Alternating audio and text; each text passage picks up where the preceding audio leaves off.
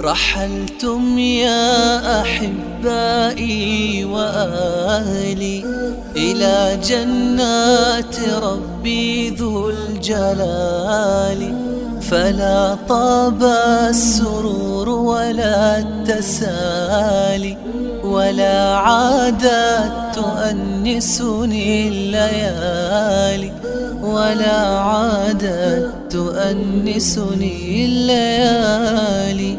بيوم 19 من شهر يناير، في يوم الخميس ليت الفقد ما كان، رحل ذي كان للفزعات عنوان، وبالجودات ما مثله مثالي، وبالجودات ما مثل مثالي. رحلتم يا أحبائي وأهلي إلى جنات ربي ذو الجلال، فلا طاب الزمان ولا التسالي، ولا عادت تؤنسني الليالي، ولا عادت تؤنسني الليالي.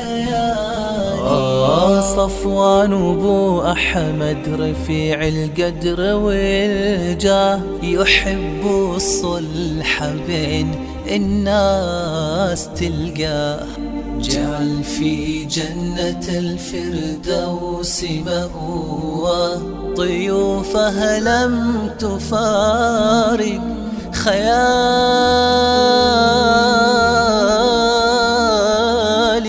رحلتم يا أحبائي وأهلي إلى جنات ربي ذو الجلال، فلا طاب السرور ولا التسالي، ولا عادت تؤنسني الليالي، ولا عادت تؤنسني الليالي. صفوان راعي المروة والأمانة، وفعل الطيب ينبع من كيانه، صغار وكبار يفتقدوا حنانا، ودار صار من الأنوار خالي. رحلتم يا أحبائي وأهلي إلى جنات ربي ذو الجلال، فلا طاب السرور ولا التسالي، ولا عادت تؤنسني الليالي، ولا عادت تؤنسني الليالي. بيوم الخميس 19